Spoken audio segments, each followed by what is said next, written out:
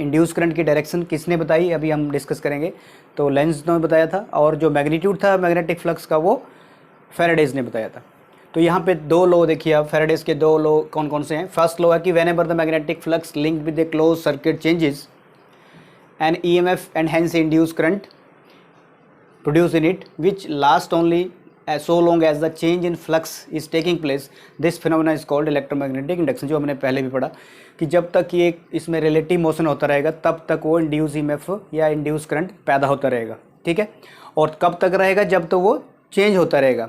तो ये हमने इसमें देखा। और दूसरा है कि magnitude of induce EMF is directly proportional to the rate of change of flux. जो मैग्नीट्यूड है इंड्यूस ईएमएफ का, जैसे जैसे फ्लक्स बढ़ेगा तो इंड्यूस ईएमएफ भी बढ़ेगा। मैग्नेटिक फील्ड लाइन ज़्यादा पास करेंगी किसी फील्ड से जैसे दिस लूप से, तो उतना ज़्यादा उसमें जो इंड्यूस ईएमएफ है वो पैदा होगा। तो magnitude of induce EMF is directly proportional to the d∅dt। This law state that the direction of induce current is such that it oppose the cause which produce it opposite the change in magnetic flux, ठीक है। जैसे इसने यहाँ पे induce EMF पैदा किया और उसके बाद यहाँ पे इंड्यूस करंट पैदा हो गया, तो इंड्यूस करंट ने इसको अपोज किया। This is known as Lenz law, mean जिसने उसको पैदा किया वही उसको अपोज करेगा। जो चीज़ इस कॉइल ने पैदा की वही उसको अपोज करेगी। ध्यान से देखिए, it opposes the change in magnetic flux. अब आते हैं हम कि इसमें वन बाई वन कर, पहले इसका मैथमेटिकल फॉर्म लिख लेते हैं। फर्स्ट लॉ, ये जो आपके पास सेकंड लॉ है, इसका मैथमेटिकल फॉर्म लिखते हैं इसका, ठीक है। अब देखिए ये फॉर्म क्या बोल रही है कि mathematical form of laws of electromagnetic induction. तो आप इस फॉर्मूले के देखिए, यहाँ पे बोल रहा है कि magnitude of induce EMF is equal to d∅dt। So according to Faraday's rule, flux rule, magnitude of, यहाँ लिख सकते हैं इसी फॉर्मूले से, magnitude of induce EMF is equal to rate of change of magnetic flux, rate of change of magnetic flux. तो आपके पास फॉर्मूला बन गया है magnitude of induce EMF equal to d∅dt। अब हम लेंज लॉ देखेंगे, तो लेंज लॉ में क्या था, यहाँ पे माइनस का साइन आ जाएगा यहाँ पे। तो फ्रॉम लेंज लॉ क्या बोलता है कि E is equal to magnitude of E is equal to minus d∅dt, कि जो यहाँ पे इंड्यूस में पैदा हुआ है वही उसका अपोज करेगा, ठीक है। तो आप यहाँ पे लिख सकते हैं फ्रॉम द लेंज लॉ या taking into account the Lenz law that is E equal to minus d∅dt। यहाँ पे नेगेटिव साइन क्या बता रहा है, नेगेटिव साइन इंडिकेटिंग, और induce EMF is opposing the rate of change of flux. मतलब यहाँ पे जो इंड्यूस ईएमएफ आएगी वो उसका अपोज करेगी। जैसे कैसे करेगी अपोज, जैसे मान लो यहाँ पे मैं ये सर्कुलर कॉइल है और मान लीजिए करंट जो आपके पास इसमें, जैसे करंट इसमें फ्लो हुआ, मान लीजिए नॉर्थ, मैग्नेट ले लेता हूँ मैं, सपोज करिए मैं एक मैग्नेट ले लेता हूँ, मैग्नेट का एग्जांपल देता हूँ आपके लिए। सपोज करिए ये मैग्नेट है आपके पास, ठीक है, नॉर्थ साउथ। तो मैग्नेट से जो मैग्नेटिक फील्ड लाइंस आएंगी, ठीक है, तो उसकी वजह से यहाँ पे क्या हो रहा है, नॉर्थ पोल बन जाएगा। नॉर्थ पोल क्यों बनेगा, क्योंकि जब आप मैग्नेट को किसी कॉइल के पास लेके आएंगे तो पहले तो उसमें इंड्यूस ईएमएफ डेवलप हो जाएगा, ठीक है, क्योंकि ये इसके अंदर, वायर के अंदर क्या है, चार्ज है, तो चार्ज मैग्नेटिक फोर्स एक्सपीरियंस करेंगे, ठीक है। तो उसकी वजह से वो मूव करेंगे और इसका पोटेंशियल बढ़ जाएगा, मतलब इसका ईएमएफ जो है वो इंक्रीज कर जाएगा, इसका जो पोटेंशियल है वो इंक्रीज करेगा। उसकी वजह से hence induce current will increase, और फिर इंड्यूस मतलब induce EMF is directly proportional to induce current and that is also directly proportional to flux, ठीक है। फ्लक्स आपस में रिलेटिव है, डायरेक्टली प्रोपोर्शनल है। तो जब नॉर्थ पोल को इसके पास लेके आएगा तो यहाँ पे नॉर्थ पोल डेवलप हो गया। लेंज लॉ की बात कर रहा हूँ मैं, ठीक है, क्योंकि यहाँ पे हम जो ये मैथमेटिकल फॉर्म जो मैं बता रहा हूँ तो उसमें हो क्या रहा देखिए। तो जब इसको पास में लेके आ गया तो यहाँ पे नॉर्थ पोल डेवलप हो गया। पहले तो उसमें कुछ नहीं था, लेकिन जैसे ही पास में आया तो ये इसमें नॉर्थ पोल डेवलप हो गया। क्यों, क्योंकि ये इसका अब इसने बोला कि ये इसका अपोज करेगा। लेंज लॉ यही बोल रहा है, it will oppose the magnetic flux, change in flux. मतलब पहले इसमें कुछ नहीं था, जब पास में आए तो मैग्नेटिक फील्ड लाइंस पास की तो ये नॉर्थ बन गया।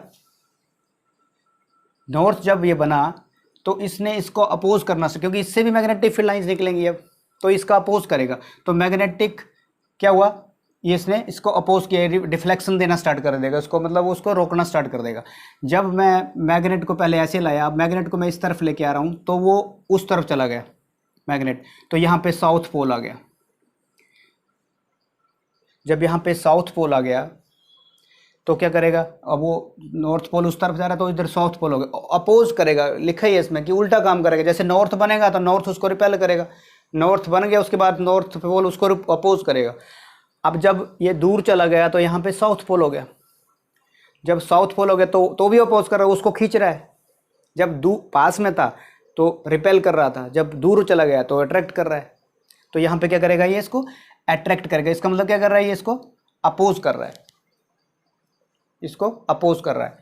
तो उसकी वजह से क्या हुआ यहाँ पे, magnitude of induce image is equal to minus D phi by D T, means induce EMF जो है ये उसका अपोज करेगी rate of change of flux. दोनों की डायरेक्ट नेगेटिव साइन यही बता रहा है, it opposing the rate of change of flux. अब हम मान लेते हैं कि if there are large number of turns, इसमें मान लीजिए बहुत सारे टर्न्स हैं, ठीक है, तो आपके पास क्या आ जाएगा, is equal to minus N D phi by, sorry यहाँ दिख नहीं रहा है, तो आप यहाँ पे देख सकते हैं,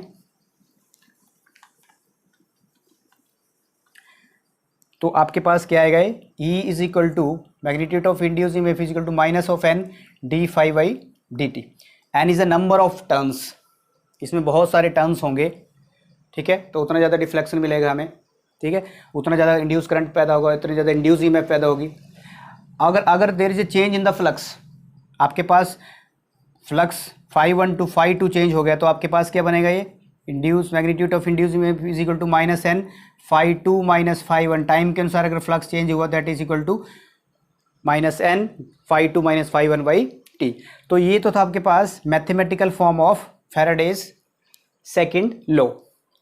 अब जो मैंने आपको ये लेंज लॉ बताया, तो लेंज लॉ क्या बता रहा था, डायरेक्शन को बता रहा था, और जो आपके पास जो फैराडेज के लॉज हैं वो मैग्नीट्यूड को बता रहे हैं।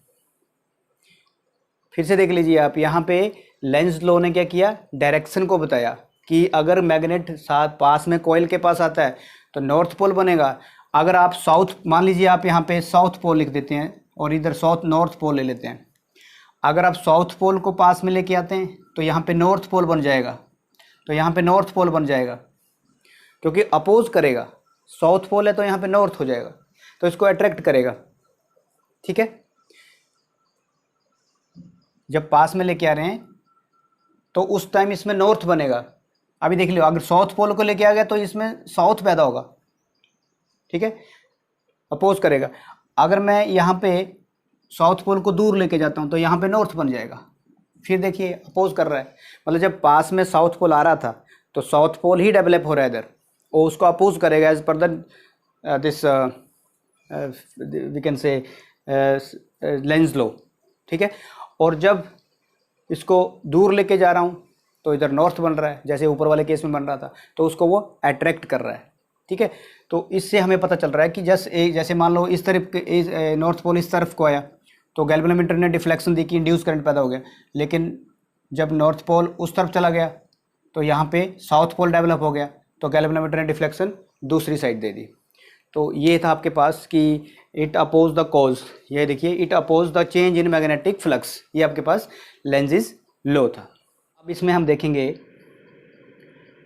ठीक है, इसमें हम देखेंगे law of conservation of energy की, जो लेंज लॉ है वो ओबे करता है लॉ ऑफ कंजर्वेशन एनर्जी की नहीं, ठीक है। सो नेक्स्ट टॉपिक इज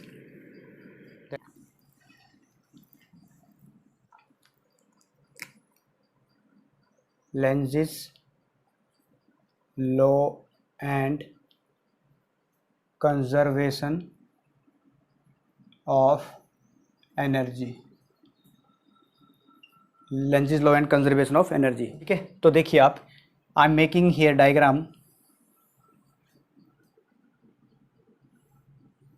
ये मैंने एक गैल्वेनोमीटर ले लिया यहाँ पे, और आपके पास मैग्नेट ले लिया यहाँ पे, this is north of the magnet, this is south, और magnetic field lines are coming from north and यहाँ पे साउथ से एंटर कर रही हैं, यहाँ से नॉर्थ से पास कर रही हैं इस डायरेक्शन में, देख सकते हैं आप, ठीक है, इस डायरेक्शन में magnetic field lines are passing to this direction. अब क्या हुआ देखिए यहाँ पे, जब मैग्नेट को मैं नॉर्थ पोल को या नॉर्थ साउथ मैग्नेट को इस तरफ लेके आ गया तो यहाँ पे एंटी क्लॉकवाइज डायरेक्शन में करंट इंड्यूस हुआ, क्योंकि यहाँ पे नॉर्थ पोल डेवलप होगा। आपने पता कि जब आपको पता है कि when current is moving anti clockwise, when current is moving anti clockwise, तो आपके पास नॉर्थ बनेगा उधर, यहाँ पे आपके पास नॉर्थ डेवलप हो जाएगा। लेकिन अगर करंट आपके पास क्लॉकवाइज डायरेक्शन में आए, क्लॉकवाइज, तो यहाँ पे आपके पास क्या बनेगा, साउथ पोल डेवलप होगा। तो इस केस में देखिए, when magnet is move towards the this coil connected to the galvanometer, then what will happen, north pole will be developed here as per the Lenz law, ठीक है। ये जितना ये चीज़ ये पैदा करता है वही उसका अपोज करता है। तो यहाँ पे नॉर्थ पोल डेवलप हुआ था। तो अब देखिए, अगर अब ऐसा हो, मान लो कि नॉर्थ पोल को मैं पास में लेके आ गया और यहाँ पे साउथ पोल डेवलप हो जाए तो क्या होगा, ठीक है। ये तो उस लॉ को डिसोबे करेगा, तो अपोज नहीं करेगा, क्योंकि वो तो उसको खींच रहा है।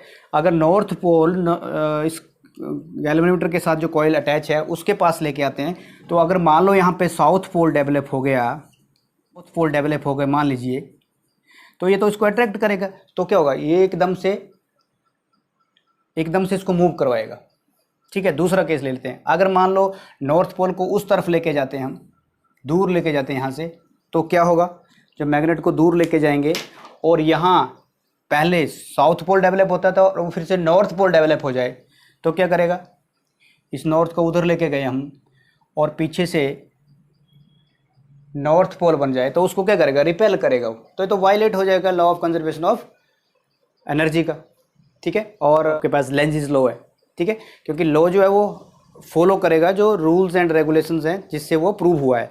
तो अगर हम यहाँ पे इसको डिटेल में स्टडी करें, अब आप देखिए यहाँ पे Lenz law and conservation of energy, whenever a magnet is moved towards और away from a closed coil, the induce current always oppose the motion of the magnet. जो इंड्यूस ईएमएफ है या इंड्यूस करंट है जो अपोज करेगा magnet का, as predicted by the Lenz law, ठीक है। एग्जाम्पल देखिए आप, when the magnet pole of a magnet is brought closer to a coil, its face toward the magnet is develop north polarity and thus repels north pole of the magnet, जैसे मैंने discuss किया।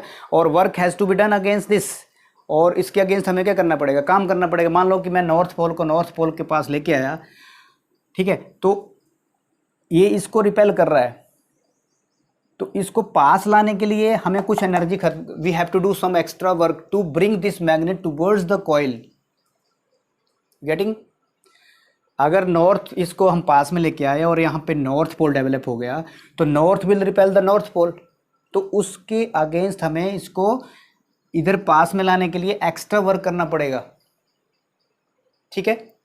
और उसी तरह से अगर हम इसको दूर लेके जाते हैं और इधर साउथ पोल डेवलप होता है, तो साउथ पोल नॉर्थ पोल को अट्रैक्ट करेगा, लेकिन उसके बाद भी हम उसको अपनी साइड खींचने की कोशिश करेंगे, ठीक है। जैसे नॉर्थ पोल में नॉर्थ पोल से अलग करने की कोशिश की, extra work we have to do for this, okay. Similarly when the north pole of the magnet is moved away from the coil, its face toward the magnet develops south polarity and thus attract the south pole of the magnet.